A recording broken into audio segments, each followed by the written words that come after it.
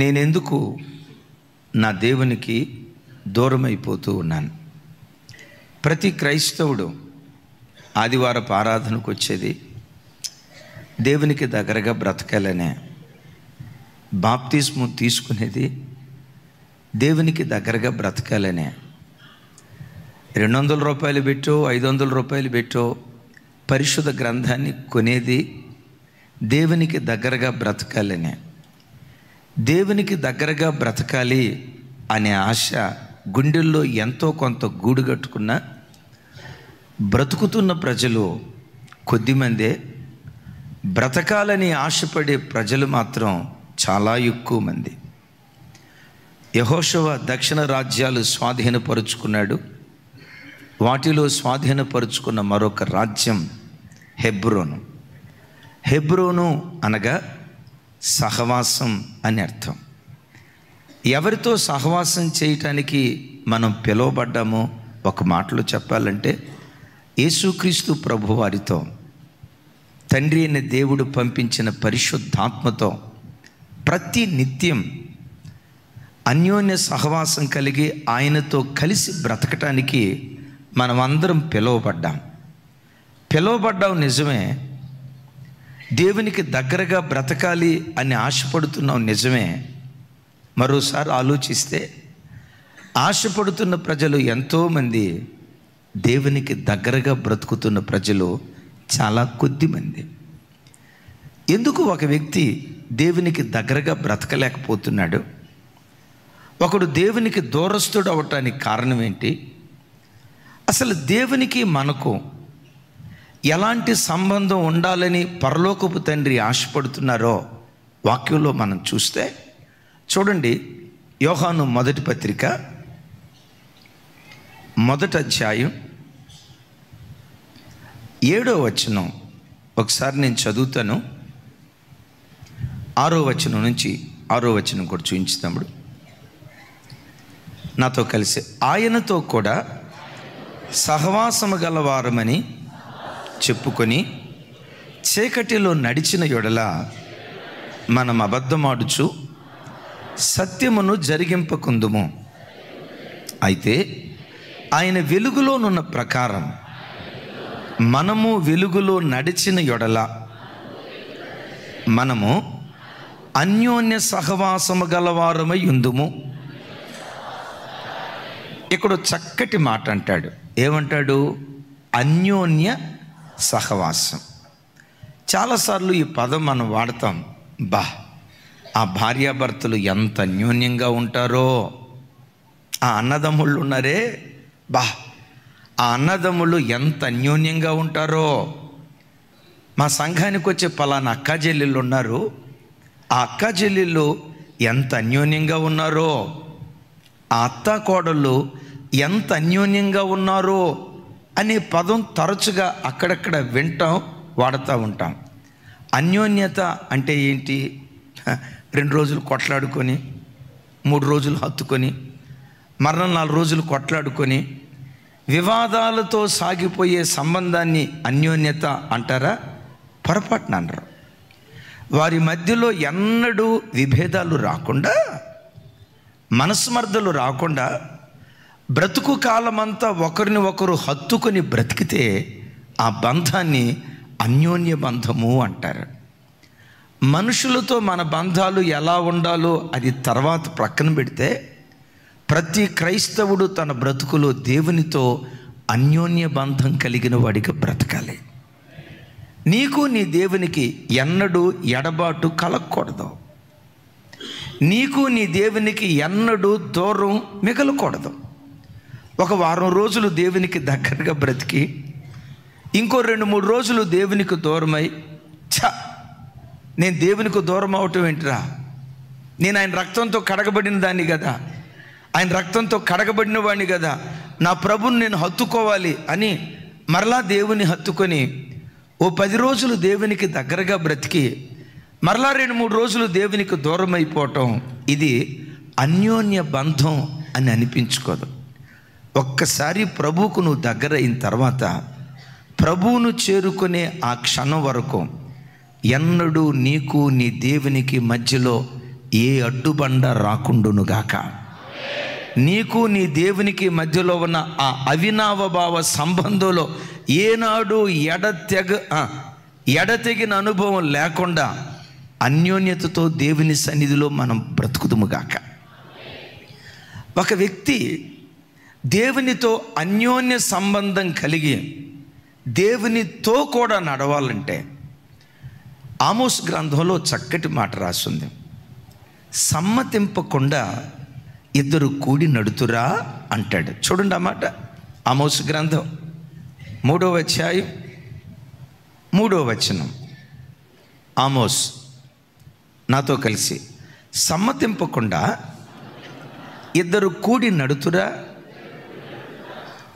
ఇద్దరు కూడి నడవాలంటే, ఇద్దరు కలిసి బ్రతకాలంటే, ఇద్దరు కలిసి స్నేహం చేయాలంటే వాళ్ళిద్దరి మధ్యలో ఏముండాలో తెలుసా? సమ్మతి కలిగిన మనస్సు ఉండాలి. సమ్మతి కలిగిన మనస్సు వారి ఇద్దరి మధ్యలో ఉంటే వాళ్ళిద్దరూ కూడి నడవటానికి అవకాశం ఉంటుంది. దైవజనమా, ప్రతి క్షణం దేవునితో నువ్వు నడవాలంటే నీ లోపటి నుంచి సమ్మతి కలిగిన మనసు నీలో నుంచి బయలుదేరాలి. అందుకనే కీర్తనల్లో భక్తుడైన దావీదు గారు అంటాడు, దేవా, సమ్మతి గల మనస్సు నాలో నుంచి నూతనంగా పుట్టించయ్యా అంటాడు. ఒక వ్యక్తి దేవునితో కూడా నడవాలి అంటే, దేవునితో నడవాలనే ఆ ఆశ మొదట నీ మనస్సులో నుంచి పుట్టాలి. ఏదేమైనా నేను దేవుని కొరకు బ్రతకాలయ్యా, మేలైనా కీడైనా దేవుని మార్గంలో నేను నడవాలయ్యా, దేవుడు తప్ప నాకు ఇంకో లోకం వద్దయ్యా అని నీ గుండె లోతుల్లో నుంచి దేవునితో కూడా నడవాలనే ఆ దైవికమైన ఆశ నీ గుండెల్లో బయలుదేరితే ఓ భక్తుడు అంటాడు, ఆసక్తి కలిగిన వాడిని ఏ శక్తి ఆపలేదని. ఎవరిని? దేవుని కొరకు బ్రతకాలి అనే ఆ ఆసక్తి ప్రతి క్షణం నీ గుండెల్లో రేగుతూ ఉండాలి. యేసయ్యకి మహిమ కలుగును గాక. నా ప్రభువుతో నడవాలి, నా ప్రభువుకు సమీపంగా బ్రతకాలి. నేనెన్నడూ నా దేవునికి దూరం కాకూడదు. నా దేవునికి నాకు ఒక అన్యోన్య సంబంధం ఉండాలని ఆ దైవికమైన ఆశ ఎవరి గుండెల నిండా ఉంటుందో, ఆ ఆశతో ప్రతి క్షణం ఎవరు తమ హృదయాన్ని రేపుకుంటారో అలాంటి వ్యక్తి దేవునితో అన్యోన్య సంబంధం కలిగిన వాడిగా బ్రతకటానికి దేవుడు కృప చూపిస్తాడు. ఆ మనస్సే నీకు లేకపోతే నువ్వు మందిరానికి రా.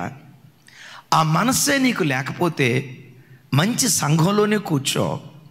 ఆ మనస్సే నీకు లేకపోతే 1000 రూపాయల బైబిలే కొను. ఆ మనస్సే నీకు లేకపోతే నీవు దేవునితో నడవలేవు. అంటారు కదా, గుర్రాన్ని నీళ్ళ దగ్గరికి తీసుకెళ్ళగలుగుతాం కానీ నీళ్లు తాగాలనే మనసు దానికి ఉందనుకోండి, నీళ్ళ దగ్గరికి తీసుకెళ్తే చాలు గట గట గట గట గట గట తాగేస్తుంది. ఎందుకు? నీళ్లు తాగాలనే మనస్సు దానికి ఉంది కనుక. ఒకవేళ తాగాలనే మనస్సు దానికి లేదనుకోండి, నీళ్ళ దగ్గరికి తీసుకెళ్ళినా నీళ్లు ఎదుటున్నా అది త్రాగలేదు. నేనంట, దేవుని కొరకు బ్రతకాలనే సమ్మతి కలిగిన మనస్సు నీకుంటే ప్రతి క్షణం నువ్వు రేపుకోవాలి. నా ప్రభువుకు సమీపంగా నేను బ్రతకాలి, ప్రభువును హత్తుకొని జీవించాలి. ఆ మనస్సు నీకుంటే ఆ మనస్సే నీ ఆధ్యాత్మిక జీవితానికి ఇంధనం లాంటిది. యేసయ్యకు మహిమ కలుగును గాక. ఆసక్తి ఎంత ప్రభావితం చూపిస్తుందో చెప్తా. కుకట్పల్లి నుంచి ఓ తమ్ముడు బ్యాంక్ మేనేజర్ మన చర్చికి వస్తారు. ఓ రోజు 4వ తరగతి చదువుతున్న వాళ్ళ బాబు, 4వ 3వ ఖచ్చితంగా నాకు తెలీదు, జ్ఞాపకం లేదు, సారీ, 4వ తరగతో 3వ తరగతో ఆ బాబు ఒకరోజు వాళ్ళ తల్లిదండ్రులతో కలిసి వస్తే చెప్తున్నారు, మా పిల్లోడికి ఏ లెక్కలు అడిగినా ఫింగర్ టిప్స్ మీద చెప్పేస్తాడు అని అన్నారు. నేను సరదాగా అడిగా, 7 ఏళ్ళు ఎంత అన్నాను. ఎంతసేపు ఉంటాడు చెప్పండి? 77 చెప్పలా, 49 చెప్పాడు. అరే బాగా చెప్పాడే అని 19th టేబుల్ చెప్పాను నేను. టక టక టక టక చెప్పాడు. వాళ్ళ తల్లిదండ్రులు అన్నారు, అన్నయ్య 3 అంకెల మల్టిఫికేషన్ అడిగినా వాడు ఈజీగా చెప్తాడు అన్నారు. వాడు పేపరు పెన్ను పట్టుకోకుండా క్యాల్కులేటర్ లేకుండా టకమని చెప్తారు అన్నాడు. ఈలోపు సేవకురాలు అడిగారు, 536 ఇంటూ 536 ఎంత అని అడిగారు. ఎంత? వాడి వయసు 3 సంవత్సరాలు, 3వ తరగతి 4వ తరగతి. ఆ పిల్లోడు ఏం చేశాడో తెలుసా? గాలిలో ఇట్లా లెక్కలేసాడు. 5, 3, 6 ఇంటూ 5, 6, 3, 5, 3, 6 గాలిలో లెక్కలేసాడు. 1/2 నిమిషంలో ఆన్సర్ చెప్పాడు. నేను అనుకున్నా వీడు గాలి మాట నోటికి ఏదో వస్తే అది చెప్పినట్టున్నాడని చెప్పి నేను క్యాల్కులేటర్ తీసుకొని నొక్కి చూస్తే ఆడు చెప్పిన ఆన్సరే వచ్చింది. నాకు అర్థం కాక నేను అడిగా, 7, 6, 5 765 ఇంటూ 765 ఎంత అన్నాను. 1/2 నిమిషంలో టకామని చెప్పాడండి. నాకు అర్థం కాక సరే ఎట్లా కాదని కాస్త గజిబిజి లెక్కలు అడిగా. ఏమండి అడగటం ఆలస్యం, 1/2 నిమిషంలో చెప్పేశాడు. నేను అడిగే వాళ్ళ తల్లిదండ్రులు, వీడికి ఇంత జ్ఞాపక శక్తి, ఇంత మెమరీ పవర్ ఎక్కడి నుంచి వచ్చింది అన్న వీడి ఇంటికి వచ్చాడంటే పద్దాకల పుస్తకాలతో కుస్తీ పడతాడన్న. మేము వాడిని అంటాం, రేయ్ బయటికి వెళ్ళి ఆడుకోరా కాసేపు, బయటికి వెళ్ళి కాసేపు ఆడుకోరని బెత్తంతో కొట్టిన వాడు బయటికి వెళ్ళి ఆడుకోడు. అట్లా ఆడుకోవటానికి బయటికి వెళ్తాడా, మరలా పరిగెత్తుకుంటా వచ్చి పుస్తకాల దగ్గర కూర్చుంటాడు. పుస్తకాలు పురుగన్న వీడు ఏ లెక్క అడిగిన ఫింగర్ టిప్స్ మీద చెప్తాడన్న. అయ్యా వాడిని కూర్చోబెట్టి చదువుకోరా అని బెత్తం పెట్టి కూర్చోబెట్టారంటే వాడిని కూర్చోబెట్టడానికి బెత్తం అవసరం లేదన్నా, వాడి గుండె లోపట ఉన్న ఆసక్తే వాడిని కూర్చోబెడుతుందన్న. వాడి ఆసక్తే వాడిని కూర్చోబెడుతుంది.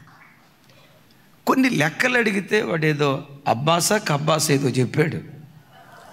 తెలిసిలే అమ్మా, అదేదో అబ్బాస్ లెక్కలంట టక టక టక టక టక చెప్తున్నాడు. నేను అడిగా, వీడికి ఎట్లా వచ్చినాయి అయ్యా అని. అందరూ సెల్ ఫోన్ తీసుకొని వీడియో గేమ్స్ ఆడుకుంటారైతే, సెల్ ఫోన్ తీసుకొని పబ్జి గేమ్ ఆడుకుంటారైతే, మా వాడు లెక్కలతో ఆడుకుంటాడండి, లెక్కలతో ఆడుకుంటాడు. చెప్తాడా తండ్రి, వీడి ఆసక్తే వీడిని ఇంత మేధావిగా మార్చింది. దైవజనమా, నీ గుండెల నిండా నా యేసుతో కూడా నేను నడవాలి. ఒక్క గడియ కూడా నా దేవునికి నేను దూరం కాకూడదు. నా దేవునికి దుఃఖాన్ని తెప్పించే సంఘటన నా బ్రతుకులో ఒక్కటి కూడా నేను చేయకూడదు. నా ప్రభువును హత్తుకొని బ్రతకాలి. ఆ సమ్మతి కలిగిన మనస్సు ఒక్కటి నీకుంటే బ్రతుకు కాలమంతా ఆయన హత్తుకొని బ్రతకటానికి దేవుడు కృప చూపిస్తాడు. ఇది నీకు లేకపోతే, ఏది దేవునితో బ్రతకాలి, దేవునికి సమీపంగా ఉండాలి, ఆ మనస్సు నీకు లేకపోతే, ఆ మనస్సు లేకపోతే జీవితం ఎలాంటిదో చెప్తాను.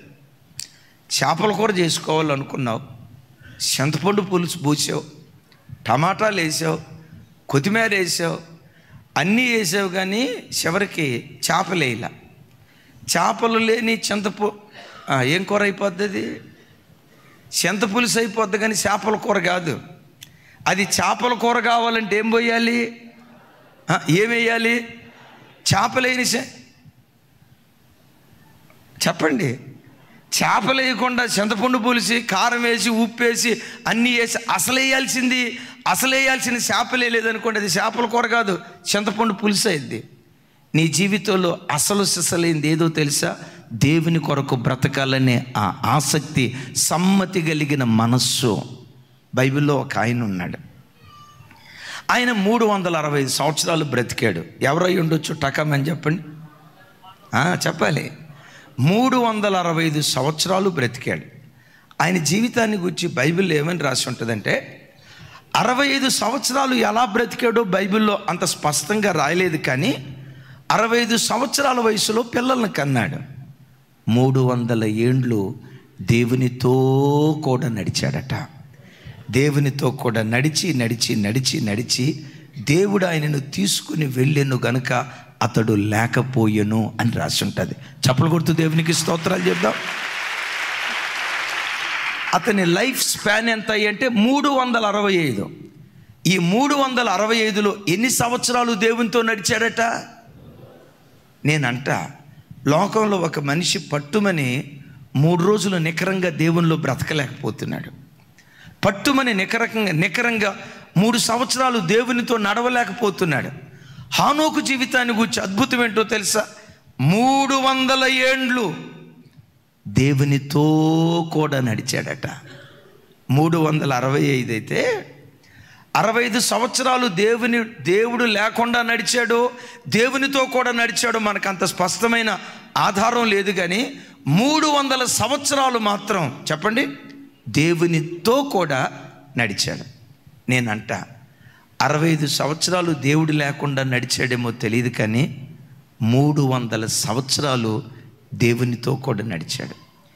దేవుడు లేకుండా బ్రతికిన సంవత్సరాల కంటే దేవునితో తను నడిచిన సంవత్సరాలే అధికంగా ఉన్నాయి. ప్రతి బిడ్డ తన బ్రతుకులో దేవుని సన్నిధికి వచ్చిన తర్వాత, నేను లోకంలో బ్రతికిన కాలం కంటే నా దేవునితో బ్రతికిన కాలమే ఎక్కువయ్యా, లోకంతో జీవించిన కాలం కంటే నా దేవునితో జీవించిన కాలమే ఎక్కువయ్యా అని దేవుని సన్నిధిలో అతిశయంగా చెప్పుకునే కృప దయగల దేవుడు మనందరికీ దయచేయునుగాక. ఓ మాట, నిన్న శనివారం కదా, 24 గంటల కాల వ్యవధి ఉంది కదా. ఒక మాట అడుగుతా, 24 గంటల కాల వ్యవధిలో నువ్వు దేవునితో గడిపిన సమయం ఎంత? బైబిల్తో గడిపిన సమయం ఎంత? మోకాళ్ళ అనుభవం కలిగి దేవుని సన్నిధిలో ప్రార్థనలో నువ్వు గడిపిన సమయం ఎంత? ఆ తర్వాత మాట చెప్పండి. నేనేం చెప్పబోతున్నాను మీకు అర్థమైంది. సెల్ ఫోన్తో గడిపిన సమయం ఎంత? వాక్యంతో నువ్వు గడిపిన సమయం ఎంత? ప్రార్థనలో నువ్వు గడిపిన సమయం ఎంత? దేవుని సన్నిధిలో మోకరించి ఆయన సన్నిధిలో గడిపిన సమయం ఎంత? సెల్ ఫోన్లో గడిపిన సమయం ఎంత? నేనంట లోకంతో నువ్వు గడిపిన సమయం కంటే దేవునితో గడిపే సమయమే యేసు నామములో ఎక్కువగా ఉండునుగాక. ఓ మాట, హానోకు దేవునితో నడవటానికి హానోకు ఇన్స్పిరేషన్ ఎవరో చెప్పమంటారా? ఆదాము. హానోకు బ్రతికున్న దినాల్లో ఆదాం గారు బ్రతికున్నారా అంటే 100కి 100 పాళ్ళు బ్రతికున్నారు. ఆదాము తొల్లిటి మానవుడైన ఆదాము 930 సంవత్సరాలు బ్రతికాడు. ఎన్ని సంవత్సరాలు? ఆదాము సంవత్సరాలు ప్రారంభమైన 622 సంవత్సరాలు. ఆదాముకు 622 సంవత్సరాల వయసు ఉన్నప్పుడు హానోకు పుట్టాడు. హానోకు ఆదాము దరిదాపుగా 308 సంవత్సరాలు కలిసి బ్రతికారు. ఇంకోసారి చెప్పమంటారా? ఆదాము ఎన్ని సంవత్సరాలు బ్రతికాడు? 930 సంవత్సరాలు. ఆదాము గారికి 622 సంవత్సరాల వయసులో ఉన్నప్పుడు హానోకు పుట్టాడు. నా వైపు చూడండి. ఆదాము నుండి హానోకు వరకు 7 తరాలు, ఆల్మోస్ట్ 1000 సంవత్సరాలు. హానోకు నుండి అబ్రహాము వరకు 1000 సంవత్సరాలు. అబ్రహాము నుండి దావీదు వరకు 1000 సంవత్సరాలు.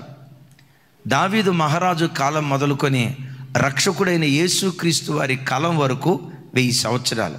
మొత్తం ఎన్ని సంవత్సరాలు అయినాయి చూసన్నా చెప్పండి? 4000 సంవత్సరాలు. రైట్. ఆదాము కాలం మొదలుకొని హానోకు కాలం వరకు 1000 సంవత్సరాలు. 930 సంవత్సరాలు ఆదాము బ్రతికాడు కదా. ఆదాము 622 సంవత్సరాల వయసులో ఉన్నప్పుడు హానోకు పుట్టాడు. అప్పటికి 6 తరాలు ఆదాము తర్వాత పుట్టాయి. 5 తరాలు పుట్టాయి. ఈ 5 తరాల వారికి ఆదాము చెప్తా ఉండేవాడు, ఒరే నాయనా, ఒకప్పుడు నేను దేవుడు నేను కలిసి బ్రతికేరా. నేను చేసిన ఒక బుద్ధిహీనపు పని నా దేవునికి దూరమయ్యేటట్టు చేసిందిరా. మీరు అట్లా చేయొద్దురా. దేవుని హత్తుకొని బ్రతకండిరా, దేవునితో కలిసి బ్రతకండిరా అని 5 తరాల వారికి ఆదాము చెప్పి ఉంటాడు. డెఫినెట్గా 5 తరాలలో అంటారు, మాకేం చెప్పక తాతయ్య, దేవుడు లేడు, గీవుడు లేడు, మేము లైఫ్ ఎంజాయ్ చేయాలనుకుంటున్నాం, మా లైఫ్ మేము లీడ్ చేయాలనుకుంటున్నాం, పద్దాకలు దేవుడు అని చెప్పి ఈ చట్టంలో మమ్మల్ని బంధించొద్దు అని ఆ 5 తరాల వారు తిరస్కరించి ఉంటారు. 7వ తరంలో పుట్టిన ఆదాము తర్వాత 7వ తరంలో పుట్టిన హానోకు దగ్గరికి వచ్చి ఓ రోజు ఆదాము గారు చెప్పుంటాడు, నాన్న, ఏదేం తోట పేరు విన్నావా? విన్నాను తాతయ్య. ఏదేం తోటలో మీ నాయనమ్మ, అవ్వమ్మ, నేను, మా ఇద్దరితో పాటు దేవుడు, మేము ముగ్గురం చెట్టపట్టాలు వేసుకొని అన్యోన్యంగా బ్రతికేవాళ్ళం. దేవుడు చల్లపూట ఏదేను తోటలోకి దిగొచ్చేవాడయ్యా. ఒకరి భుజాల మీద ఒకళ్ళని చేసుకొని హాయిగా తిరిగేవాళ్ళం అయ్యా. ఆ రోజుల్లో నేను ఎలా ఉండేవాడినో తెలుసా? దేవుడు ఎలా ఉండేవాడో నేను అలాగుండేవాడినయ్యా. మా ఇద్దరి మధ్యలో అన్యోన్య సంబంధం ఉండేది. కోల్పోయా. మనోడా, హనోక, నీవలా బ్రతుకుతావా? నీవలా దేవుని హత్తుకుంటావా అని ఆదాము తన కన్నీటి గాథ హానోకుతో చెప్పుంటాడు. హానోకు విని విని విని విని 65 సంవత్సరాలు వ్యర్థం చేసుకున్నాడేమో నాకు తెలియదు, కానీ వ్యర్థం చేసుకున్నాడో దేవునితో బ్రతికాడో తెలియదు, కానీ 65 సంవత్సరాల తర్వాత తనకు పిల్లలు పుట్టారు. పిల్లలను కంటూనే బైబిల్లో రాయబడిన మాట 300 ఏండ్లు దేవునితో కూడా నడిచాడట. ఎందుకు తాను దేవునితో కూడా ఎందుకు నడిచాడు తెలుసా? ఆ సమ్మతి కలిగిన మనస్సు హానోకు హృదయంలో పుట్టటాన్ని బట్టి, దేవునితో కూడా నడవాలనే ఆ దైవికమైన ఆశ ఆయన గుండెల్లో రేగటాన్ని బట్టి 300 ఏండ్లు దేవునితో కూడా నడిచాడట. ఓ సందర్భంలో ఆర్ఆర్కే మూర్తి గారు వాక్యం చెప్తా భలే జాలీగా ఈ మాట చెప్పారు. దేవుడు ఆ రోజుల్లో ఏదేను తోటలోకి వచ్చినట్లుగానే చల్లబోట హానోకు దగ్గరికి వచ్చేవాడట. దేవా వచ్చావా? వచ్చాను హానోకు, రా బయటికి వెళ్దాం అని ఇద్దరు భుజాల మీద చేసుకొని వెళ్తూ ఉంటే ప్రజలంతా చూస్తారు, చూడు చూడు చూడు వాళ్ళు ఎంత అన్యోన్యంగా ఉన్నారో, స్నేహితుల్లాగా భుజాల మీద చేతులు వేసుకొని చెట్టపట్టాలు వేసుకొని ఎంత హాయిగా ఉన్నారో చూడు అని అనుకుంటూ ఉండేవాళ్ళు. ఆ రోజు కూడా దేవుడు ఎప్పుడు వచ్చినట్టుగానే వచ్చాడు. హానోకు భుజం మీద చెయ్యేశాడు. వాళ్ళిద్దరూ కలిసి వెళ్తూ ఉంటే హానోకు భార్య అనుకుందట, ఎక్కడికో బయటికి వెళ్తున్నారులే, మరలా సాయంత్రం తిరిగి వస్తారులే అని అనుకున్నారట. అలా నడుచుకుంటూ వెళుతూ ఉంటుండగా దేవుడు ఆయనను తీసుకొని వెళ్ళెను గనక అతడు లేకపోయెను అని రాసింది. Praise the lord. ఎందుకు ఆయన తీసుకొని వెళ్ళాడు అంటే, హానోకు ఎవరు? దేవునితో కూడా. అద్భుతం. 300 సంవత్సరాల్లో ఒక్క రోజు కూడా ఎడబాటు లేకుండా దేవుడు హానోకు దేవుడు వారు కలిసి బ్రతికారు. దానికి కారణం ఏంటో తెలుసా? సమ్మతి కలిగినటువంటి మనస్సు. ఈరోజు వాక్యం వింటున్న బిడ్డ, నీ గుండె లోతుల్లో కూడా నేనెన్నడూ నా దేవునికి దూరం కాకూడదయ్యా, నా దేవుని హత్తుకొని నేను బ్రతకాలయ్యా, అన్యోన్య బంధం కలిగి దేవునితో నేను జీవించాలయ్యా, ఆ దైవికమైన ఆశ నీ గుండెల్లో ఉంటే ఆ ఆసక్తే దేవునితో కూడా నడిచేటట్లుగా నేను బలపరుచును గాక. ఆమేన్. నంబర్ 1, సమ్మతి కలిగిన మనస్సు ఆయన పిల్లలుగా మన గుండెల్లో ఉండాలి. రెండవది, దేవునితో మనకు అన్యోన్య సంబంధం కలిగి బ్రతకాలంటే మన జీవితాల్లో ఏముండాలో రెండో మాట మరోసారి ఆ మాట జ్ఞాపకం చేసుకుందాం. 1 యోహాను పత్రిక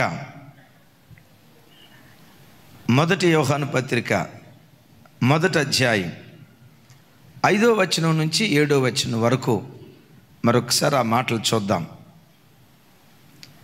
అందరూ నాతో కలిసి చెప్పండి. మేము ఆయన వలన విని మీకు ప్రకటించు వర్తమానమేమనగా, దేవుడు వెలుగై ఉన్నాడు, ఆయన యందు చీకటి ఎంత మాత్రమూ లేదు. ఏం లేదంట? ఎంత లేదట? ఆయన యందు చీకటి ఎంత మాత్రము లేదు.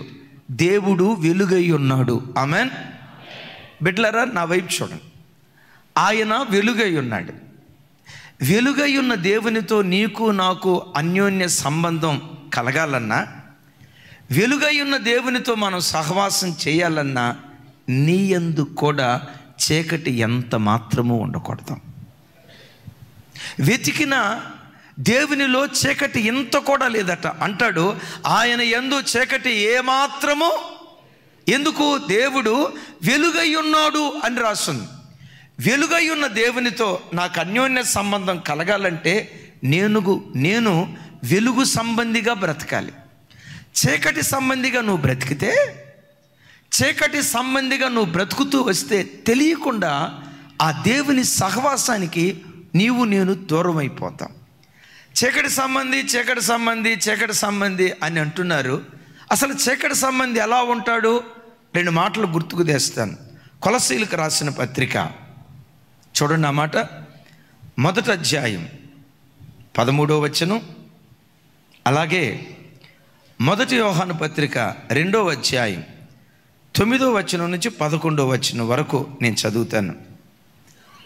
నాతో కలిసి, ఆయన మనలను అంధకార సంబంధమైన అధికారము నుండి విడుదల చేసి తాను ప్రేమించిన తన కుమారుని యొక్క రాజ్య నివాసులనుగా చేసెను.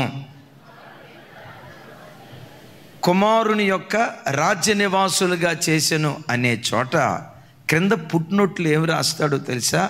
ప్రేమా కుమారుని రాజ్యము అంటాడు. చెప్పండి, ఏమంటాడు? ఏ రాజ్యంలో నుంచి దేవుడు మనకు విడుదలిచ్చాడు? అంధకార సంబంధమైన రాజ్యము నుండి మనలను విడుదల చేసి ప్రేమా కుమారుని రాజ్యానికి హక్కుదారులుగా మనలను మార్చాడు అంటాడు. ఈ రాజ్యానికి పెట్టబడిన పేరేంటి? ప్రేమా కుమారుని రాజ్యం. నా వైపు చూసి సమాధానం చెప్పండి. సాతానుగాడి రాజ్యానికి పెట్టబడిన పేరేంటి? అంధకార రాజ్యం, అంటే చీకటి సంబంధమైనటువంటి రాజ్యం. దేవుని రాజ్యానికేమో ప్రేమా కుమారుని రాజ్యం అన్నాడు, సాతాను రాజ్యానికేమో అంధకార రాజ్యం అన్నాడు.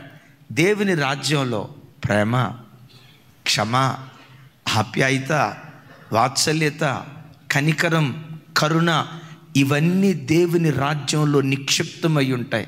ఇప్పుడు మీరు నాకు సమాధానం చెప్పండి. వెలుగు రాజ్యంలో ప్రేమ ఉంది, వెలుగు రాజ్యంలో క్షమాపణ ఉంది, వెలుగు రాజ్యంలో వాత్సల్యత ఉంది, వెలుగు రాజ్యంలో ఆప్యాయత ఉంది.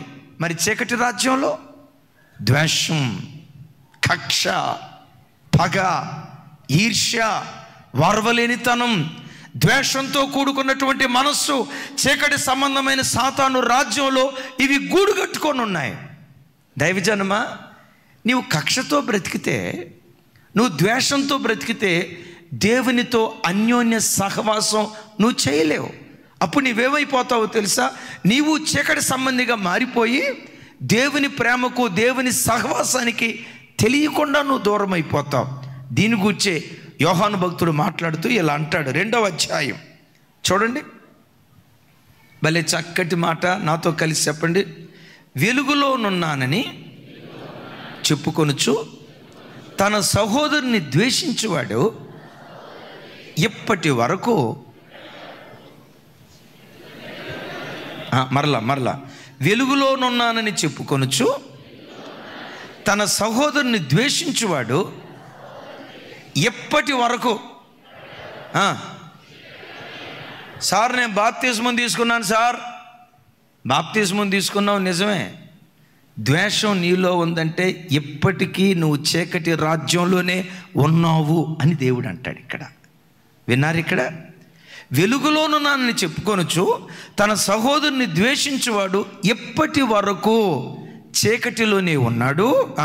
10వ వచనం, తన సహోదరుని ప్రేమించువాడు వెలుగులో ఉన్నవాడు, అతని యందు అభ్యంతర కారణం ఏమీ లేదు. 11వ వచనం, తన సహోదరుని ద్వేషించువాడు చీకటిలో ఉండి చీకటిలో నడుచుచున్నాడు. ఎక్కడున్నాడట? చెప్పాలి, ఎక్కడున్నాడట?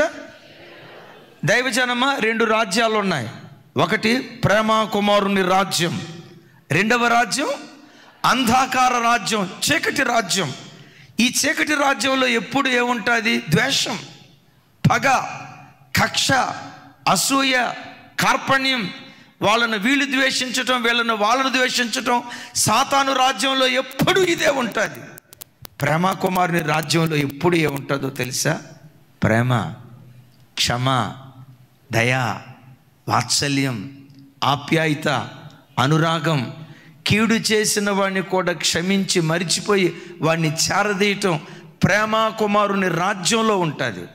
దైవజనమా, ఆ ప్రేమ నీలో ఉంటే దేవుడు నిన్ను ఎంత ప్రేమించాడో నీకు అర్థమై అంత ఎక్కువగా దేవుని నువ్వు ప్రేమించటం ప్రారంభిస్తావు. ఆమెన్. నేను చెప్పే మాట మరలా వినండి. దేవుని ప్రేమ నీ గుండెల్లో ఉంటే క్షమించే హృదయం, ఓర్చుకునే హృదయం, సహించే హృదయం, శత్రువు కూడా ప్రేమను పంచే హృదయం అది నీలో ఉంటే నిన్నెంత దేవుడు ప్రేమించాడో అది నీకు అర్థమై అంతకంటే ఎక్కువగా నువ్వు దేవుని ప్రేమించటం ప్రారంభిస్తావు. ఓ మాట, భర్తను పట్టుకొని భార్య పెటమని కొట్టింది. మీరేం కంగారు పడొద్దు, మిమ్మల్ని ఎవరు కొట్టలేయ్యా, అంత ధైర్యం ఎక్కడి నుంచి ఉంది. కానీ ఓ మాట, ఎవరిని ఎవరు కొట్టారు? మీరు ఎట్లున్నారంటే ఎట్లాంటి మాటలు అసలు మీరు మాట్లాడొద్దన్నా. మేము మగవాళ్ళను ఆ భార్య కొట్టడం ఏంటన్నా, ఎంత అవమానం, షేమ్. ఆ బ్రతుకు బ్రతికే కంటే చచ్చిపోతారా? ఎందుకయ్యా చచ్చిపోవటం? ఆ బ్రతుకు బ్రతికే కంటే చచ్చిపోతే మేలు అని నువ్వు అన్నావు అనుకో. ఓ మాట, భర్తను భార్య కొట్టడం అది అవమానమే. అసలు నేనంట, భర్తను చెయ్యెత్తి కొట్టే ఆ మనిషి, నాకు తెలిసి ఆ మనిషి ఆడ మనిషే కాదు, సైతాన్ గాడికి హక్కంతే. అయితే ఒక మాట, భర్తను చెయ్యెత్తి కొట్టిందనుకో, అప్పుడు భర్త భార్య వైపు చూసి God bless you my wife, దేవుడు నేను దీవించుగాక ఆ మాట అన్నాడు అంటే మనలను రక్షించటానికి 2000 సంవత్సరాల క్రితం యేసు ప్రభు వారు అనుభవించిన ఆ బాధను వాడు సరిగ్గా అర్థం చేసుకున్నాడని దాని అర్థం. భర్తను భార్య పెటామని కొట్టినా God bless you my wife అని అన్నాడంటే మీరు అనవచ్చు, అదేంటన్నా అది అవమానం కదా. భర్తను భార్య కొట్టడం అవమానమో, దేవుణ్ణి మనిషి కొట్టడం అవమానమో, ఈ రెండిట్లో గొప్ప అవమానం ఏది? ఈ రెండిట్లో గొప్ప అవమానం ఏది? భార్య భర్తను కొట్టడం అవమానమా? మనిషి దేవుణ్ణి కొట్టడం అవమానమా? యేసయ్యను చిత్రవధ చేశారు కదా, 39 కొరడా దెబ్బలు కొట్టారు కదా, ముఖం మీద థూ అని ఊసారు కదా, గడ్డం పట్టుకొని లాగారు కదా, వీపు మీద పిడిగుద్దులు గుద్దారు కదా. ఎంత మానసిక క్షోభ! సృష్టి ప్రారంభమైనది మొదలుకొని నేటి వరకు ఏ మనుష్యుడు ఎంత అవమానకరమైన మరణాన్ని పొందలేదు. ఎంత అవమానాన్ని పొంది కూడా నీ ప్రభు అన్నమాట, తండ్రి వీరేమి చేయుచున్నారో వీరు ఎరుగరు గనుక వీరిని క్షమించండి అని అన్నాడే. ఎందుకన్నాడో తెలుసా? ఆయన ఓర్చుకుంటేనే ఆయన కాచిన పవిత్రమైన రక్తధారల ద్వారా మనకు క్షమాపణ దొరుకుతుంది. ఆయనే గనక ఉద్రేకపడి ఎవడ్రా నన్ను కొట్టింది, నేను దేవుడినై ఉండగా ఇలా దేవుడు అన్నాడు అనుకోండి, ఆయన రక్తం మన పాపాలను కడిగేది కాదు. నిన్ను తన బిడ్డగా చేసుకోవటానికి అంత భయంకరమైన పరిస్థితుల్లో కూడా దేవుడైనా ముఖం మీద ఊసిన, తృణీకరించిన, అవమానకరంగా మాట్లాడిన వదకు సిద్ధమైన గొర్రెపిల్లలాగా మౌనంగా వెళ్ళాడే. అలా నువ్వు మౌనంగా వెళ్తే అప్పుడు నీ దేవుడు నిన్నెంత ప్రేమతో ప్రేమించాడో నీకు అర్థమవుతుంది.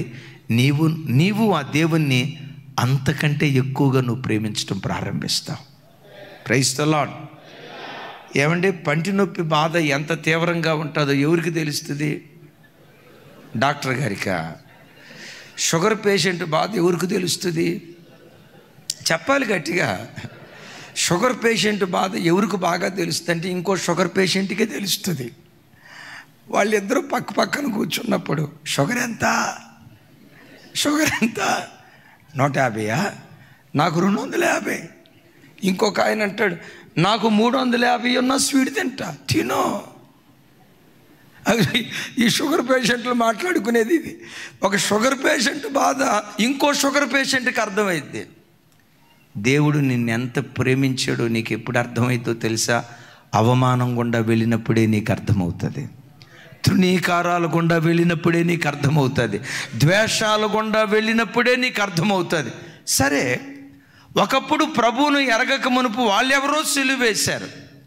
ప్రభువును నమ్మిన తర్వాత అయినా 100% ప్రతి క్షణం మనం భక్తిగా బ్రతకగలిగామా అంటే సంతోషపరిచిన దినాలు ఉన్నాయి, ఆయనను మరలా మరలా సిలువకు అప్పగించిన దినాలు ఉన్నాయి. ఈ ప్రేమ ఎంత గొప్పదో తెలుసా? నిన్న తప్పు చేశావు, నిన్న తప్పు చేస్తే దాన్ని మనసులో ఉంచుకొని ఈరోజు కూడా ఉదయం దేవుడు కోపంతో ఉండడట. ఆయన వాత్సల్యం ప్రతి దినం నూతనంగా పుట్టుకొస్తుందట. విన్నారు ఈ మాట? ఆయన వాత్సల్యం ప్రతి దినం నూతనంగా పుట్టుకొస్తుంది. నిన్న పాడు పని చేసావు, ఒక రోగ్గా బ్రతికావు, ఒక పనికిమాలినోళ్ళలాగా బ్రతికావు. ఈరోజు వచ్చి ప్రభువా నా మనసు మార్చుకుంటానయ్యా, నీ కొరకు బ్రతుకుతానయ్యా, ఇక అటువైపు వెళ్ళనయ్యా అని ఒక్కసారి ఆయన సన్నిధిలో మోకరిస్తే, రేయ్ మొన్న ఏం చేసావును, నిన్నేమన్నావును, అంతకుముందు రోజు ఏం చేసావు, నీ బతుకు నాకు తెలియదురా అని బ్యాక్గ్రౌండ్ దేవుడు తీయడం. ప్రభా నన్ను క్షమించని ఆయన వైపు తిరిగితే ఆయన వాత్సల్యమట ప్రజల మీద దినదినము నూతనంగా ఆయన వాత్సల్యం పుట్టుకొస్తూ ఉందట. చప్పలు కొడుతూ స్తోత్రాలు చెప్దాం.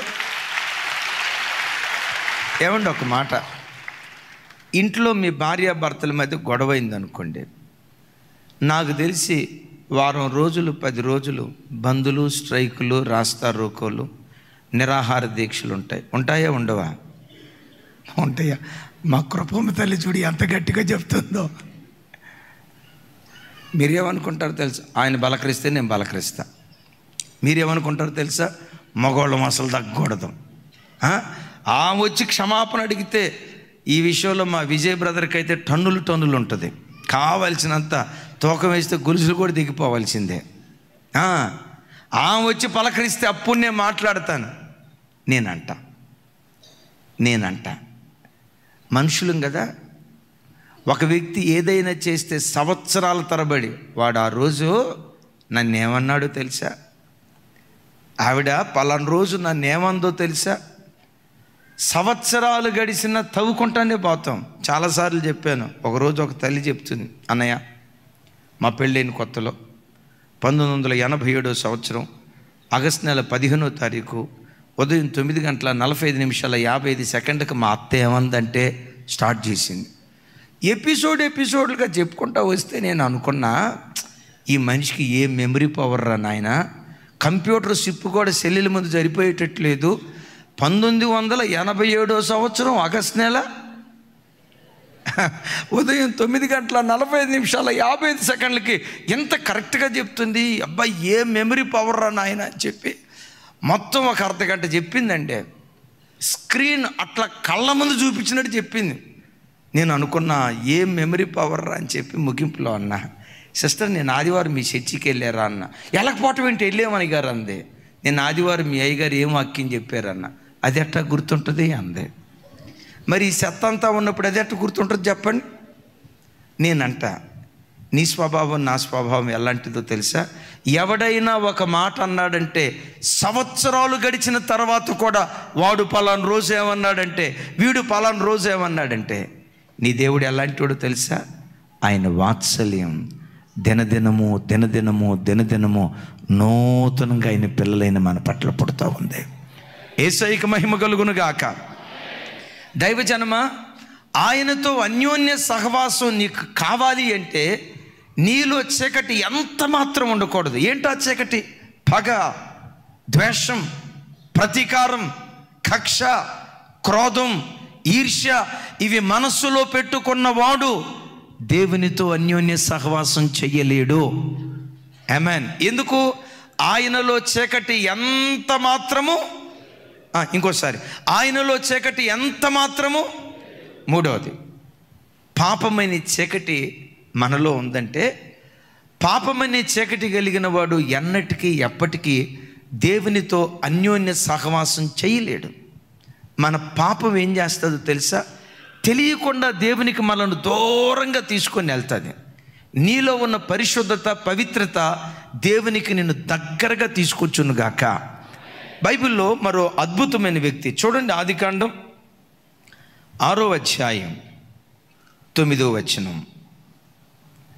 6వ అధ్యాయం 9వ వచనం. నాతో కలిసి చెప్పండి. నోవహు వంశావళి ఇది. పెద్దగా, నోవహ్ నీతిపరుడును, తన తరములో నిందారహితుడునై ఉండెను. నోవహ్ దేవునితో కూడా నడిచినవాడు. ఇంకోసారి చెప్పండి. నోవహు నీతిపరుడును, తన తరములో నిందారహితుడనై ఉండెను. నోవహ్ దేవునితో కూడా నడిచినవాడు. చదివిన ఈ మాటను బట్టి మీరు నా వైపు చూసి మీరే నాకు సమాధానం చెప్పండి. ఆదాము తర్వాత హానోకు నడిచాడు. హానోకు తర్వాత దేవునితో కూడా నడిచిన వారు ఎవరయ్య అంటే నోవహు. మిమ్మల్ని అడుగుతా, నోవహు దేవునితో కూడా నడవటానికి కలిగిన కారణం ఏంటి? అక్కడే రాసి ఉంటుంది. నీతిపరుడుగా బ్రతికేడు గనుక అతని నీతిపరుడైన దేవునితో సహవాసం చేయటానికి కారణమైంది. ఒకవేళ తాను నీతి లేనోడైతే నీతిపరుడుకు దేవునితో తనకు సహవాసం దొరికేది కాదు. తను నిందారహితుడిగా బ్రతికుంటే, నిందగలిగిన వాడిగా జీవించుంటే దేవునితో ఆ సన్నిహిత సంబంధం ఉండేది కాదు. దైవజనమా, నోవహు దేవునితో కూడా నడవటానికి కారణం ఏంటంటే తన చుట్టూతో ఉన్న ప్రజలు ఎలా బ్రతికినా తాను మాత్రం నా మట్టుకు నేను దేవునితో కూడా నడవాలని తన జీవితాన్ని పవిత్రపరుచుకొని నీతిపరుడుగా తను బ్రతుకుతూ వచ్చాడు కనుక దేవునితో కూడా నడిచాడు. దైవజనమా, నీ జీవితంలో ఏ చీకటి సంబంధమైన అపవిత్రతకు నువ్వు చోటు ఇవ్వకుండా ప్రతి క్షణం ఈ చీకటి సంబంధమైనవి నా దగ్గరికి రానివ్వకూడదు, ఈ అపవిత్రమైనవి నా దగ్గరికి రానివ్వకూడదని చీకటి సంబంధమైన పాపానికి నువ్వు ఎంత దూరంగా బ్రతుకుతావో దేవునికి అంత దగ్గరగా బ్రతకటానికి దేవుడు కృప చూపిస్తాడు. దీని గురించే అపోస్తులైన పౌలు గారు రోమాపత్రికలో, అలాగే పేతురు మహాశయుడు పేతురు పత్రికలో చక్కటి మాటలు మాట్లాడతారు. చూడండి, రోమీలకు రాసిన పత్రిక 13వ అధ్యాయం, రోమీలకు రాసిన పత్రిక 13వ అధ్యాయం 11వ వచనం నుంచి 14వ వచనం వరకు అందరూ చెప్పండి. మరియు మీరు కాలము నెరిగి నిద్ర మేలుకొను వేళ అయినదని తెలుసుకుని అలాగు చేయుడి. మనము విశ్వాసులమైనప్పటికంటే ఇప్పుడు రక్షణ మనకు సమీపముగా ఉన్నది. ఆగుదాం అక్కడ. సరే, 12వ వచనం కూడా. రాత్రి చాలా గడిచి పగలు సమీపముగా ఉన్నది. రాత్రి ఏమైపోయిందట? రాత్రి చాలా గడిచి పగలు సమీపంగా ఉంది. పగలు దేనికి గుర్తో తెలుసా? యేసుక్రీస్తు రెండవ రాకడకు గుర్తు. యేసుక్రీస్తు రాకడకు పగలు గుర్తుగా ఉంది. చీకటి అంధకార సంబంధమైన రాజ్యం, సాతాను సంబంధమైన రాజ్యానికి గుర్తుగా ఉంది. ఏమంటాడో తెలుసా? సాతాను రాజ్యం త్వరలో కూలిపోబోతుంది, సాతాను రాజ్యం త్వరలో అంతం కాబోతుంది. మరి ఏది ప్రారంభం కాబోతుందయ్యా? పగలుకు మీరు సమీపంగా ఉన్నారు. ఏమంటాడు తెలుసా? ఒకప్పటి కంటే ఆ పగటికి ఇప్పుడు మీరు సమీపంగా వచ్చారు అంటాడు. 11వ వచనం తమ్ముడు ఒకసారి చూపించి మరలా ఆ మాట చూడండి, నాతో కలిసి చెప్పండి. రాత్రి 11వ వచనం నాతో కలిసి. మరియు మీరు కాలము నెరిగి నిద్ర మేలుకొను వేళ అయినదని తెలుసుకొనుడి. ఏం తెలుసుకోవాలి? ఇప్పుడు నిద్రపోయే సమయం కాదు, నిద్రలో నుంచి మేలుకొని యేసుక్రీస్తు రాకడకు సిద్ధపడే దినాల్లో మనం బ్రతుకుతున్నాము అని సంఘాన్ని దేవుడు హెచ్చరిస్తున్నాడు. యేసుక్రీస్తు రాకడ మనకి ఎంత సమీపంగా ఉందో తెలుసా? మనం విశ్వాసులుగా మన విశ్వాస జీవితాన్ని ప్రారంభించిన దినాల కంటే ఇప్పుడు ఆయన రాకడకు మనం సమీపంగా వచ్చాము అంటాడు. ఆ మాట చూడండి మరలా, నాతో కలిసి చెప్పండి. మరియు మీరు కాలము నెరిగి నిద్ర మేలుకొని వేళ అయినదని తెలుసుకొని అలాగు చేయుడి. మనము విశ్వాసులమైనప్పటికంటే ఇప్పుడు రక్షణ మనకు మరి సమీపముగా ఉన్నది. రక్షణ ఎలా ఉందట? ఒకప్పటికంటే ఇప్పుడు రక్షణ మనకు సమీపముగా ఉన్నది. అంటే యేసుక్రీస్తు రాకడకు చెప్పాలి యేసుక్రీస్తు రాకడకు మనం దగ్గరగా వెళ్తున్నాం. చప్పట్లు కొడుతూ స్తోత్రాలు చెప్దాం. సంవత్సరం గడుస్తుందంటే, రోజు గడుస్తుందంటే గుండెల్లో ఒక తెలియని భయం మనలో నుంచి ప్రారంభం కావాలి. యేసయ్య రాకడకు దగ్గరగా నేను వెళ్తున్నాను, నేడో రేపో ప్రభు రాబోతున్నాడని ఆ భయం మన గుండెల్లో ఉండునుగాక. కొన్నిసార్లు నాకు అర్థం కాదు, చాలామంది హ్యాపీ బర్త్డే అని కేకులు కట్ చేస్తారు. ఒక సంవత్సరం గడిచిందంటే దాని అర్థం ఏంటి? అయ్యో, ఒక సంవత్సరం గడిచిందంటే దాని అర్థం ఏంటి? ఓ సంవత్సరం ఆయుష్ పోయిందిరా నాయన, మరణానికి దగ్గరగా వెళ్తున్నా. మరి దానికి కేక్ కటింగ్ ఎందుకో నాకు అర్థం కాదు. తమ్ముడు, నా మాట అర్థమైందా? ఇప్పుడు సంవత్సరం గడిచిందంటే దాని అర్థం ఏంటి? నాకు కొన్నిసార్లు అనిపిస్తుందమ్మా, మీకేమనిపిస్తుందో నాకు తెలియదు కానీ, ప్రభువా మరలా నాకు అవకాశం ఇస్తే, చిన్నపిల్లడయ్యే అవకాశం ఈ నాయన, 7వ తరగతి 8వ తరగతి 9వ తరగతి చదివిన రోజులు ఉన్నాయి. అద్భుతం. తెలసొక్కాయ బులుగుని ఎక్కడా అవదో రాసావంటే కారిపోవాల్సిందే. అసలు ఏ బాధలో బందీ లేదండి. అప్పుడప్పుడు అనిపిస్తుంది మరలా చిన్నపిల్లోడిని అయితే బాగుండని. అది కుదరదు. సంవత్సరం గడిచిందంటే దాని అర్థం ఏంటి? అందుకనే చూసారా, ఈ బర్త్డే కేకులు కట్ చేసేటప్పుడు వీడికి తెలియదు ఆ సంగతి అని అన్నారంటే, నేడో రేపో ఇదేపో.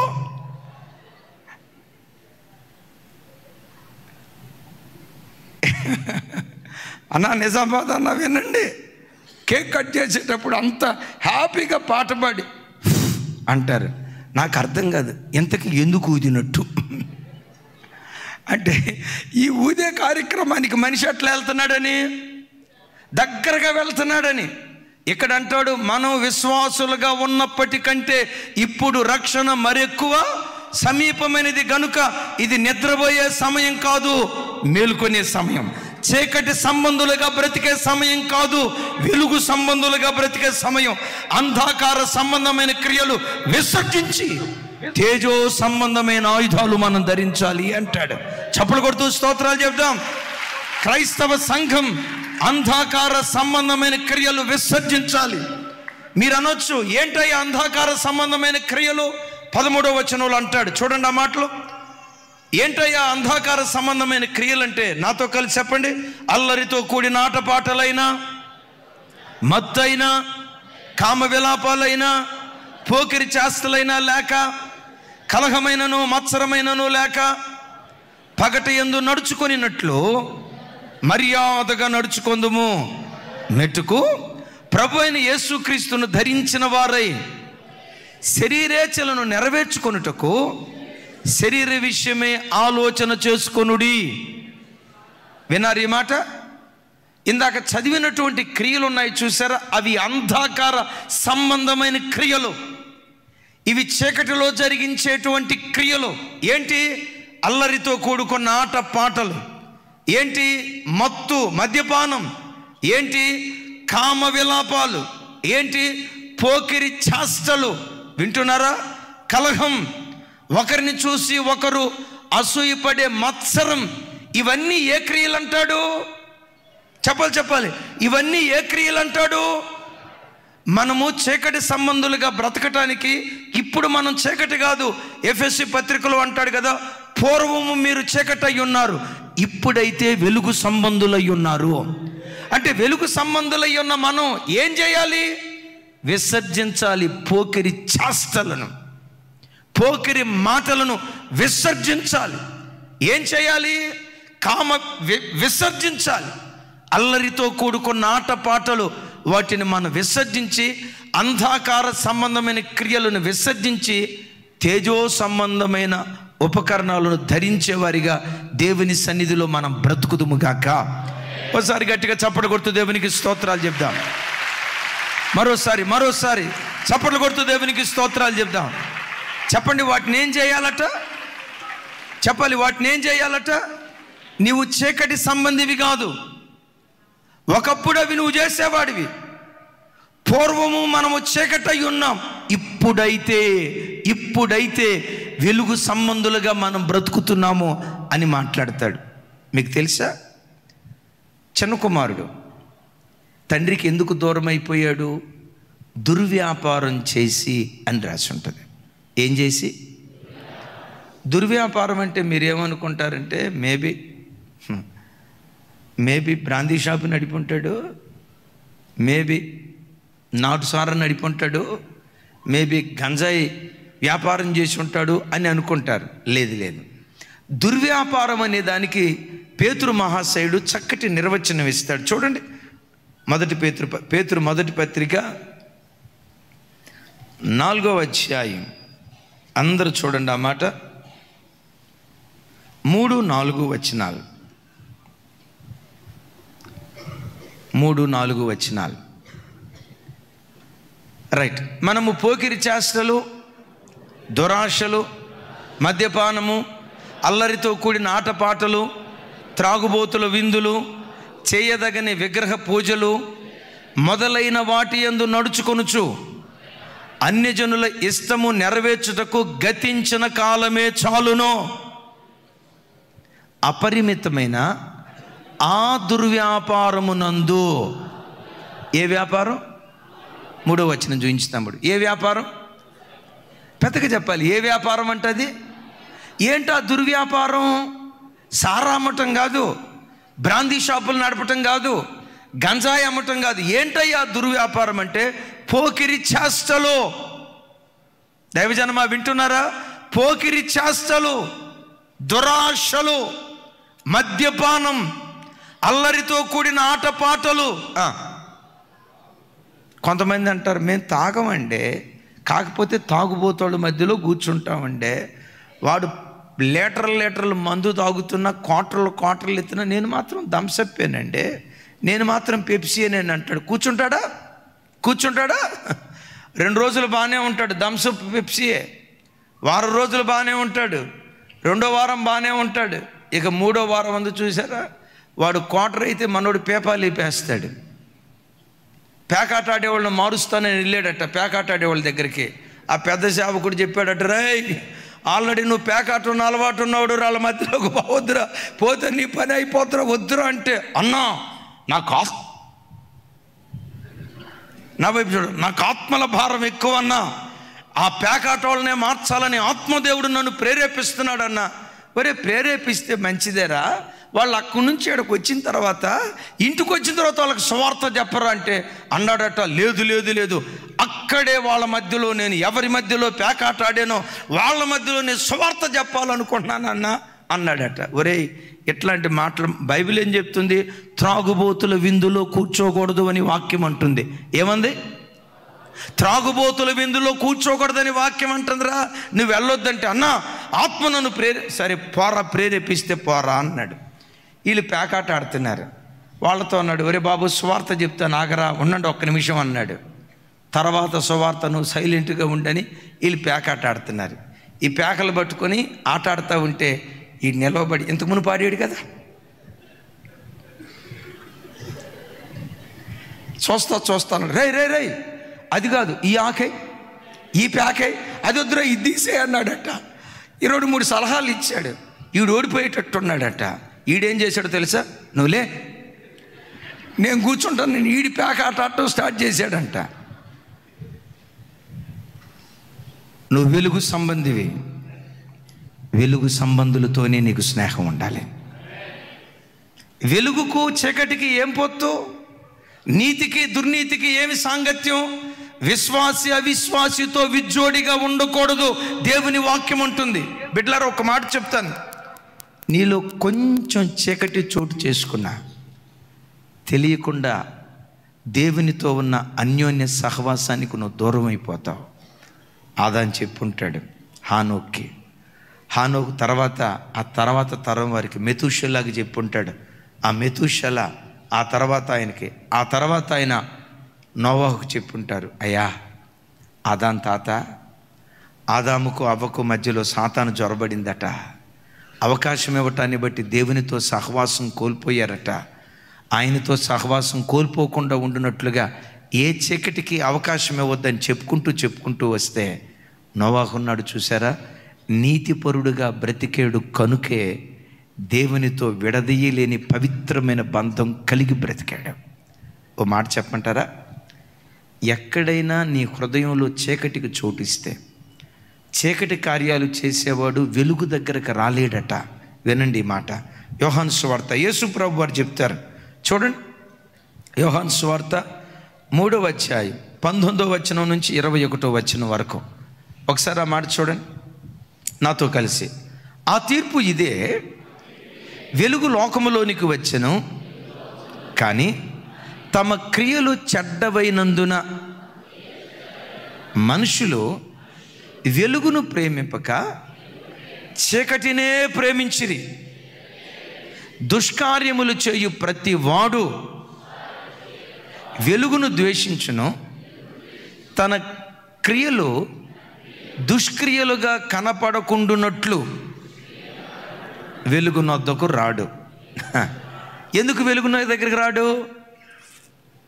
ఎందుకు రాడంటే వెలుగు దగ్గరికి వాడి దుష్క్రియలు ఎక్కడ బయటపడతాయోనని వెలుగు దగ్గరికి రాకుండా వెలుగు దూరంగా వెళ్తాడట. ఓ తల్లి చెప్తుంది, అయ్యా లాక్డౌన్ దినాల్లో కుటుంబ సమేతంగా వాక్యం వింటామని కూర్చుంటామయ్యా.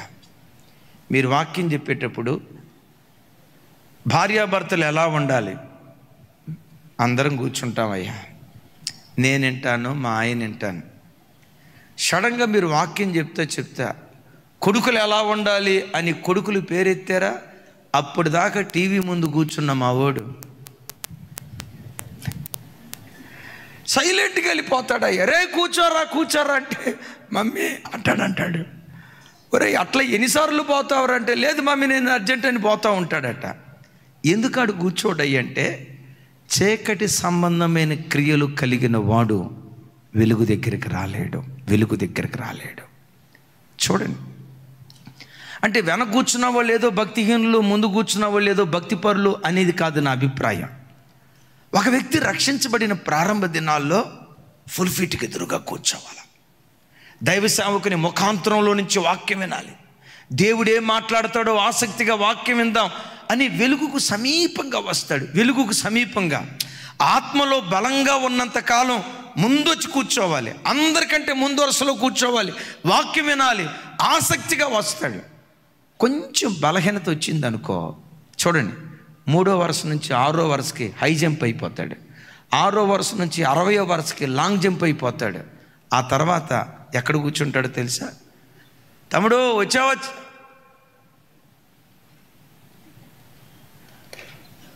చూడండి, అట్లాగని మూలను కూర్చున్న వాళ్ళంతా భక్తిహీనులని కాదు, ముందు కూర్చున్న వాళ్ళంతా పరలోకం నుంచి దిగి వచ్చిన వాళ్ళని ఏం కాదు. సహజంగా వాడి క్రియలు సత్క్రియలు కాకపోతే దుష్క్రియలు చేసేవాడు వెలుగు యొద్దకు రాలేడు, ధైర్యంగా దేవుని సన్నిధిలో కూర్చోలేడు. విన్నారు ఈ మాట? అందుకని ఈ మాట చెప్పుంటాడు, నానా నేను ఇలా తప్పు చేశా, దేవునితో ఉన్న సహవాసాన్ని కోల్పోయా, నీవు అలా చెయ్యొద్దు అని చెప్తే వాళ్ళ మాటలు పట్టుకొని నోవాహున్నాడే నీతిపరుడుగా బ్రతికాడట. ఆమేన్. నీతిపరుడుగా దేవునితో కూడా నడిచాడు. అందుకనే ఆయన ఓడ నీళ్ల మీద నుంచి లేచెను, నీళ్ల మీద నడిచెను, అరారాతు పర్వతం మీద లేచెను, నడిచెను, నిలిచెను.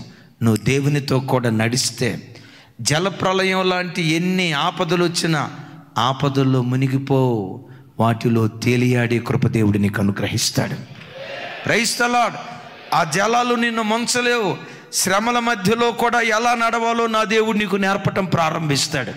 శ్రమలు వస్తాయి, ఆపదలు వస్తాయి, అనారోగ్యాలు వస్తాయి, కన్నీటి అనుభవాలు వస్తాయి. అయ్యో ఈ కన్నీటి అనుభవాలు ఏంటని కుప్పలాగా కూలిపోయి మునిగిపోయే వ్యక్తిగా ఉండవు. ఆపదలు వచ్చినా అపాయాలు వచ్చినా నీళ్ల మీద నడిచే కృపదేవుడు నీకు అనుగ్రహిస్తాడు. అయిపోయిందా? ఒకరోజు వస్తుంది, ఆ పడవ అరారాతు పర్వతం మీద నిలిచినట్లుగా పరలోక పర్వతం మీద నిలిచే కృప దేవుడు మనకు అనుగ్రహిస్తాడు. ఎప్పుడో తెలుసా? దేవునితో మనకు అన్యోన్య సంబంధం. తప్పిపోయిన కుమారుడు దేవునికి తండ్రికి దూరమైపోవటానికి దుర్వ్యాపారం. ఆఖరి మాట చెప్తాను, సమ్మతి కలిగిన మనసు ఉండాలి, రైట్. రెండవది, మనలో చీకటి, పగ అనే చీకటి, ద్వేషం అనే చీకటి ఎంత మాత్రం ఉండకూడదు. అపవిత్రత అనే చీకటి ఎంత మాత్రం ఉండకూడదు. ఆఖరి మాట, మూడో మాట చూడండి ఒకసారి.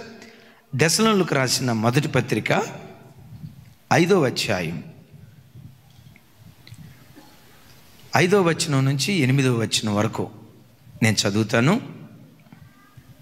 సంఘంతో చెప్తున్నాడు, అందరూ నాతో కలిసి, మీరందరూ వెలుగు సంబంధులను పగటి సంబంధులనై ఉన్నారు. మనము రాత్రి వారము కాము, మనము చీకటి వారిమి కాము. కావున ఇతరుల వలె నిద్రపోక మెలకువగా ఉండి మత్తులము కాకయుందుము. చప్పలు కొడుతూ దేవునికి స్తోత్రాలు చెప్దాం. ఈ మాటలు చూడండి, మళ్ళొకసారి ఆ మాటలు చూపించుతాముడు నాతో కలిసి. మీరందరూ 5 మీరందరూ వెలుగు సంబంధులను పగటి సంబంధులనై ఉన్నారు. మీరందరూ అనే కంటే కూడా ఇంకొక మాట వాడదాం, మనమందరం. చెప్పండి. ఆ రోజు ఆ సంఘానికి, ఈరోజు ఇమాన్యుయల్ మినిస్ట్రీస్ మన సంఘానికి ఏమంటాడు? మనమందరము వెలుగు సంబంధులము పగటి సంబంధులమై ఉన్నాం. మనము రాత్రి వారము కాము. సహజంగా ప్రజలంతా రాత్రిపూట ఏం చేస్తారు? అక్కడ రాసి ఉంది కదండి, రాత్రిపూట ఏం చేస్తారు? నిద్రపోతారు. ఇప్పుడు మనం నిద్రపోవటానికి మనం ఎవరు కాదంట. నా మాట అర్థం కాలేదా తల్లి? ఇంకోసారి చెప్తాను. రాత్రిపూట ప్రజలంతా ఏం చేస్తారు? నిద్రపోతారు. పౌలు గారు ఏమంటాడు తెలుసా? మనం నిద్రపోవటానికి రాత్రి వాళ్ళం కాదు. ఎవరమంట? సహజంగా పగటిపూట ఎవరైనా నిద్రపోతారో చాలా తక్కువ. మీకు తెలుసా? పగటిపూట నిద్రపోయే వాళ్ళకి చికెన్ గునియా దోమ గుట్టిద్దంట. అద్భుతం. దానిలో ఉన్న మహత్యం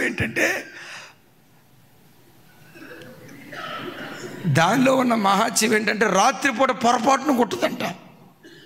మరి దానిలో ఉన్న విచిత్రం ఏంటో నాకు తెలియదు. కావాలంటే దాన్ని అడగండి, దాని వివరాలు మీకు చెప్పిద్ది. అది పగటిపూట నిద్రపోయే వాళ్ళే గుట్టిందట. దానిలో ఉన్న విచిత్రం. సరే, విషయం అది కాదు, కానీ నా వైపు చూడండి. రాత్రిపూట ప్రజలంతా ఏం చేస్తారు అంటాడు? మనం రాత్రి వారం కాదు, మనం ఎవరిమి అంటే ఇప్పుడు ఏం చేయాలి? రాత్రిపూట కూడా. దాని అర్థం ఏంటో తెలుసా? నీ నిద్ర చంపుకొని నువ్వు పగటి సంబంధివి గనుక నశించిపోతున్న ఆత్మల కొరకు నువ్వు ఏడవాలి. నశించిపోతున్న ఆత్మల కొరకు నువ్వు కన్నీళ్లు కార్చాలి. 24 గంటల మంచం మీద పడుకొని నిద్రపోయి కునిపాట్లు పట్టడానికి నువ్వు చీకటి సంబంధివి కాదు, నువ్వు రాత్రి సంబంధివి కాదు. క్రైస్తవ సంఘం ఎవరు? మనం పగటి సంబంధులం. రాత్రి గాఢ నిద్ర నీకు పట్టకుండా ఉండేటట్లు రాత్రిపూట తినేటప్పుడు మొత్తం తక్కువ తిను. ఏమా తక్కువ తిన్నావు? పొద్దున్నే లేవాలి కదన్నా, గాఢ నిద్ర వస్తుంది కదన్నా. ఆ నిద్ర పట్టకుండా ఉండటానికి ఒక ముద్ద తక్కువ తింటున్నానన్నా, ముద్ద తక్కువ. చాలాసార్లు చెప్పాను అన్నయ్య, 15 సంవత్సరాలు బట్టి పొద్దున్నే లేచి ప్రార్థన చేయాలని నేను అనుకుంటా ఉన్నాను. అలారం కొట్టాను. ఆ అలారం కూడా మామూలు అలారం కాదు అన్నయ్య, గుడి గంటలు కొట్టినట్టుగా. మన ఆలస్యం గుళ్ళు ఉంటాయి కదా, గుడి గంటలు కొట్టినట్టుగా గణ కొడుతుంది అన్న. అయినా నాకు మెలకు రాట్లా. నేను ప్రొద్దుని లేచి ప్రార్థన చేసేటట్టు మీరు గట్టిగా ప్రార్థన చేయండి అన్నాను. నేను గట్టిగా ప్రార్థన చేస్తే కుదరదురా, నువ్వు గట్టిగా తింటాం మానేయి. ఎందుకు కడుపు నిండా తినకూడదు? మత్తులం కాకుండా ఉండేటట్లు. ఎందుకు పేకల దాకా తినకూడదు? మత్తులం కాకుండా ఉండేటట్లు. ఎందుకు? గమనించండి, క్రైస్తవ సంఘం తిండిబోతులు కాకూడదు. మత్తులం కాకుండా ఉండేట. ఎందుకు మనం మత్తులం కాకూడదు? మనం రాత్రివారము కాదు. ఎవరి మనం? చెప్పాలి. ఎవరి మనం పగటి సంబంధులం అంటాడు. మరొకసారి చెప్పండి. కావున ఇతరుల వలె నిద్రపోక. అంటే ఇతరులు రోజుకొచ్చి ఎన్ని గంటలు నిద్రపోతారు? 10. ఎవరురా మనిషి 10 గంటలు? ఇక డ్యూటీకి వెళ్ళేది లేదా? సరే అనుకోండి, ఓకే. లోకస్తులు ఇతరుల వలె నిద్రపోక. బిడ్డలారా, మన నిద్రా సమయం కూడా ఇతరుల్లాగా ఉండకూడదు. 7 గంటలు నిద్రపోయే వాళ్ళు ఉంటారు, 8 గంటలు నిద్రపోయే వాళ్ళు ఉంటారు, ఉదయం 6-7 దాకా పడకల మీద నుంచి లేవని వాళ్ళు ఉంటారు, మధ్యాహ్నం కూడా బెడ్ రెస్ట్ చేసిన వాళ్ళు ఉంటారు. నేను అప్పుడప్పుడు చెప్తా కదా, కొన్ని హాస్పిటల్స్లో బెడ్లన్నా ఖాళీగా ఉంటాయి, కానీ కొంతమంది ఇళ్లలో బెడ్లు ఖాళీగా ఉండవు. ఎప్పుడు చూసినా సిస్టర్ మంచానికి స్టిక్ అయిపోయి ఉంటుంది. స్టిక్ మరి ఫెవిక్విక్ రాశారేమో నాకు తెలీదు. ఎప్పుడు కొంతమంది అతుక్కుపోయి ఉంటారు. యేసు నామంలో ఆ నిద్రమత్తు దురాత్మ పాతాళంలో త్రొక్కివేయబడును గాక. పదే పడకల మీద వెళ్ళటానికి, నిద్రపోవటానికి మనం చీకటి సంబంధులం కాదు. చెప్పండి, మనం ఎవరిమి? సహజంగా పగలు ఎవరైనా నిద్రపోతున్నారు అనుకోండి, ఏమంటారమ్మా? ఇంకొంచెం సేపు నిద్రపోయా అంటారా? మీరు అనేటట్టే ఉన్నారు. అమ్మ ఏమంటారు? రే, పగటి పూట నిద్రపోతే అంటే నేను చెప్తే కానీ మీకు గుర్తు వస్తున్నాయి. పగటి పూట ఇంటికి అంటారు, చూసారా?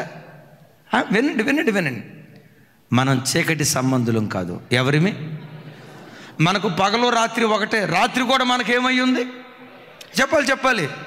రాత్రి కూడా మనకు పగలై ఉంది. మనం పగటి సంబంధులం. ఈ మాటకున్న అర్థం ఏంటో తెలుసా? దేవునితో నీకు చక్కటి అన్యోన్య సంబంధం కలిగి ఉండాలంటే ప్రార్థనా పరురాలిగా నువ్వు బ్రతకాలి. ఆ ప్రార్థన ఏం చేస్తుందో తెలుసా? ఎడబాయని అనుబంధం దేవునితో కలిగేటట్లుగా నిన్ను బలపరుస్తుంది. ఒకవేళ నువ్వు చీకటి సంబంధి అయ్యావనుకో, అంటే ప్రార్థనా జీవితం లేకుండా నిద్రమత్తు, తిండిపోతాను వీటితో నువ్వు బ్రతుకుతూ ఉంటే తెలియకుండా దేవునితో ఉన్న ఆత్మీయ సహవాసాన్ని మనం కోల్పోయే వ్యక్తులమై ఉంటాం. నా వైపు చూడండి. రాజు ఇట్రా. యేసయ్య మనం ఎట్లుండాలంటే, ఏ సంబంధం చెప్పండి? పర్లేదు, నా పొస మీద కూడా నువ్వు కూడా చెయ్యి. ఇప్పుడు ఏమనుకోను, కింద దిగిన తర్వాత కూడా వేసావుగాక. మళ్ళీ ముందే చెప్పాలి కదా. పర్లేదు, సరిగా ఇచ్చిన. యేసయ్యా కూర్చున్నా లేచినా, యేసయ్యా నువ్వు నాకు కావాలి, యేసయ్యా నువ్వు నాకు కావాలి, యేసయ్యా నువ్వు లేకుండా నేను బ్రతకలేను, యేసయ్యా మరణమైన జీవమైన నీతోనే, యేసయ్యా మనం ఎప్పుడు ఇలా కలిసి బ్రతకాలి యేసయ్యా అని ప్రతి క్షణం నీ హృదయాన్ని నీవే రేపుకోవాలి. నీ హృదయాన్ని నీవే పురికొల్పుకోవాలి. ఎవడో నేను పురికొల్పడో, ఎవడో నీ హృదయాన్ని రేపడో. నేను మరలా చెప్తున్నాను, ఉంచు, ఒక్క నిమిషం ఉంచు. ఎవరో నీ హృదయాన్ని రేపరు. పౌలు గారు అంటారు, మమ్మను మేమే మెప్పించుకొనుచున్నాము అంటాడు. యెషయా గ్రంథంలో అంటాడు, తన్ను తాను దేవుని ఆధారం చేసుకొని బ్రతకటానికి తన్ను తాను ప్రోత్సహించుకోవాలి అంటాడు. నిన్నెవరో ప్రోత్సహించరు. నీ లోపటి నుంచే యేసయ్యతో అన్యోన్య బంధం కలిగి, ఆప్యాయత కలిగి, నా ప్రభువును హత్తుకొని నేను బ్రతకాలి. యేసయ్యా ఇలాంటి జీవితం నాకు దయచేయవా? కోరుకో యేసయ్యా. నువ్వు ఏదేం తోటలో అవ్వ ఆదాం ఎలా బ్రతికారో, హానోకు దేవుడు ఎలా బ్రతికాడో. ఇంకొక ఆయన ఉన్నాడు కదా, చెప్పండి. ఇంటికి వెళ్ళిన తర్వాత కూడా, అమ్మా పిల్లలారా వినండి, దేవుడు నీకు ఇచ్చిన భార్యను దగ్గరకు తీసుకో, భర్తను దగ్గరికి తీసుకో. వద్దయ్యా, ఎంతకాలం భూమి మీద బ్రతుకుతామో తెలియదు. బ్రతికి నీకు కొద్ది దినాలు. ఎందుకు ఈ కీసులాట, ఎందుకు ఈ కొట్లాట? ఏ రోజు ఎప్పుడు ఎలా ఈ లోకాన్ని విడిచిపెట్టి వెళ్ళిపోతామో తెలియదు. బ్రతికిన కొద్ది దినాలు, అయ్యా నా యజమానుడా ప్రేమగా బ్రతుకుదాం. బిడ్డలారా, అమ్మా నాన్న దగ్గరికి వెళ్ళండి. మనం చీకటి సంబంధులం కాదు ద్వేషంతో బ్రతకటానికి. తల్లిదండ్రుల దగ్గరికి వెళ్ళండి. నాన్న, ఇలాంటి మంచి భక్తి కలిగిన తండ్రి కడుపున పుట్టిన భాగ్యం దేవుడు నాకు ఇచ్చాడు. నాన్న నీ కడుపును పుట్టడం దేవుడు నాకు ఇచ్చిన భాగ్యం నాన్న, నేను ఎప్పుడు దుఃఖపరచను. చూడండి పిల్లరా, నువ్వు ఒక్క నిమిషం మాకు నాన్న అనుకో తమ్ముడు. చూడు, అసలు గుండెల్లో ఉన్న ప్రేమంతా కుమరించాలండి. క్రైస్తవ్యమే ప్రేమ. మీకు వచ్చిందంతా పొటపొట కొరకటం తప్ప ఇంకేమి రాదు. క్రైస్తవ్యమే ప్రేమ. పిల్లల్ని దగ్గరికి తీసుకోండి. ఒకవేళ కొట్టారా, తిట్టారా, రే చెల్లి నా వైపు చూడరా తల్లి, పిల్లల్ని కొట్టారా, తిట్టారా, తండ్రిగా రైట్ రాయలుగా నీకున్న అధికారం, ఆ బిడ్డని దగ్గరికి తీసుకొని, ఇప్పుడు నా కొడుకును, ఓకేనా, రే చిన్న నేను ఎందుకు కొడతారా, నాకంటూ ఈ భూమి మీద ఏదైనా ఆశ ఉందంటే అది నువ్వేరా, నువ్వు తప్ప నాకు ఇంకో ప్రపంచం లేదురా, నా బిడ్డవే, నా రక్తం పంచుకొని పుట్టినవాడివి, నేనంటూ బ్రతుకుతున్నానంటే, నాకంటూ ఒక ఆశ ఉందంటే నా కడుపును పుట్టిన బిడ్డవు నీవేనయ్యా, నా ఆశ నీవే అని వాడిని అట్లా గుండెల మీద పెట్టుకోండి. చనిపోయే వరకు దేవుడు ఎవరో కాదు, నీలో దేవుని చూడటం ప్రారంభిస్తారు. కొంతమంది చూడండి, ఇంటికి వస్తే హేయ్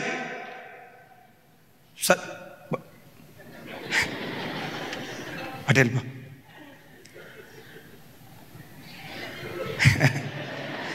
ఇక పద్దాకలు ఈ కార్యక్రమం చేసావనుకో, హిట్లర్ ఎవడో కాదు మావోడే హిట్లర్ అంటాడు. మనం కొట్లాడుకోవటానికి చీకటి సంబంధులం కాదు. ఒకప్పుడు చీకటి, ఇప్పుడు వెలుగై ఉన్నాం. అలాంటి అన్యోన్య బంధం దేవునికి మనకు దేవుడు అనుగ్రహించునుగాక. ఇంతవరకు ఓపికతో విన్నందుకు మీకు అందరికీ కృతజ్ఞతలండి. ఇంతవరకు నా ఛానల్ సబ్స్క్రైబ్ చేసుకోకపోతే దయచేసి సబ్స్క్రైబ్ చేసుకోండి, లైక్ చేయండి, షేర్ చేయండి. ఇంకా లేటెస్ట్ వీడియోల కోసం బెల్ ఐకాన్ మీద క్లిక్ చేయండి.